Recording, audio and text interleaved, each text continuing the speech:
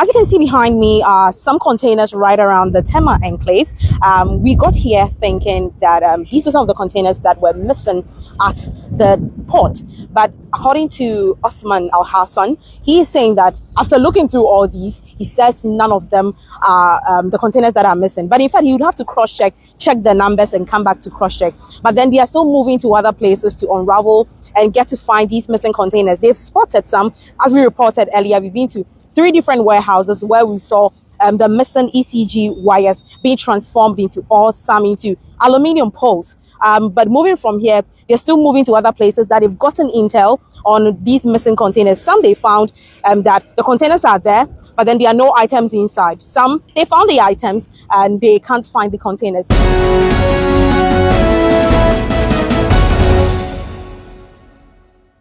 Greetings, fellow Ghanaians. Obama Memory Fee. Like, comment, and subscribe. Missing ECG containers 2,637, twice the number of containers presumed to have gone missing is retrieved. And to containers na mo say nyam taban etu koye no. Na say containers na say nyam taban aba. The same containers ya na NIB na omudin di bi na say yakohu Chinese fo bi e wo mo nti ya chi o ma up to now ye hu baby ekosi ye. The same containers yes ye chi India fo a o se Ghana fo bi na ton ma o mo up to now ye India fo kra de hu omufoni. The same containers in A plus beka send nkrofo bi ehu ogomua nti akwachi om. The same containers o agro bi na mo ne edi ewo Ghana hase na meye yes containers no ye hu ewo port ho na chese oma we dia agro ye ne edi agro ase ye kon ne wa na bebi chiri ma adwen ne menti ase so ye se NI before se o makohu Chinese fo bi was a pon was a shy was a fa say ECG containers no wo ho almost melted na yesaka say a chindi and I say NI before ne mechireti me for na mokochi wo say so ampa say containers ni si wo obi anfa ne nsankan ya e ba ne sen e na mo be ka kire say machi Chinese fo che say mo be ya ma che say mo di white be kire ya yin ni o ye be ka say red na mukura ena bibi na mu jimudin wo Ghana mu dwumo ho hey okay they have only packed rims here but we would have the rims on top but under forward and yesterday we have to take some up to expose the side and that is some of the evidence that we have here. Now, I saw that here export like this. In that raw form. So we import cables. Yes. We're unable to account for them. They take it and then export it. That's terrible. Yes. Anyway. Okay, so now let's go to the warehouse. You don't know why it's going on. me you wa na chese minister John Jinapo ebe ka kire so omukọ port wo chese ECG containers sisi ho. Yes, I want to catch a containers in 1,003 aira. Now, it's a containers in the when you enter by a two, and best start here politics, blame game, maybe send this, NPP.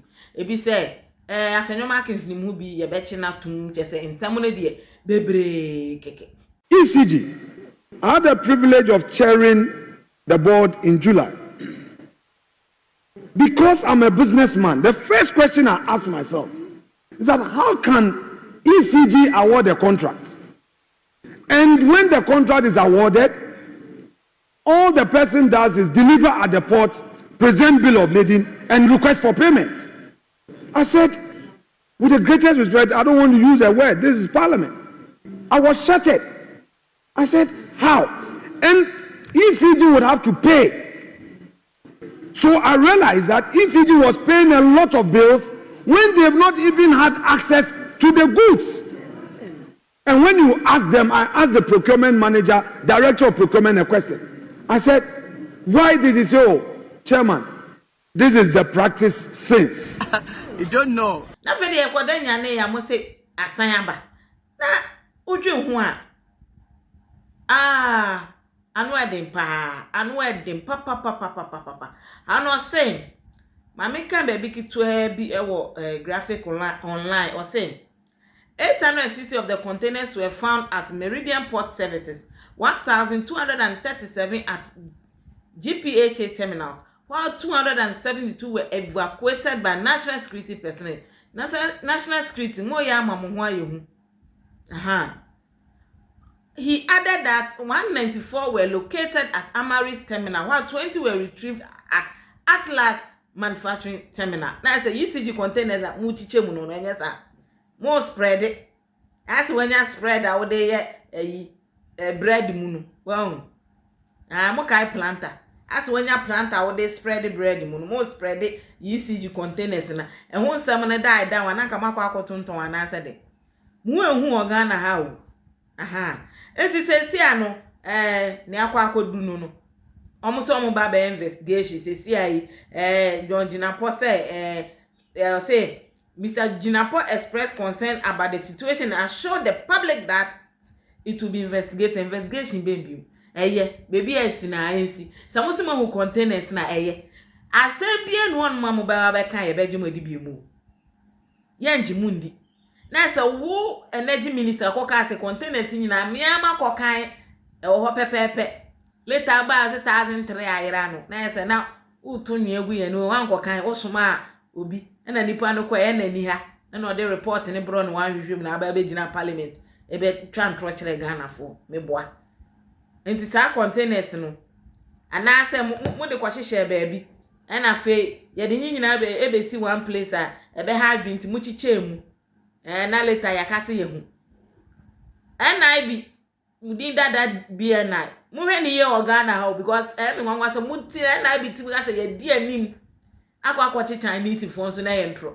Na se mo nya investigation yi. Na bi no mu be recruit a mo nkɔ pɛ akuku damfo o ma ko school investigative journalism any ade forensic ene na sefo na mo recruit o mo nkɔ na bi no.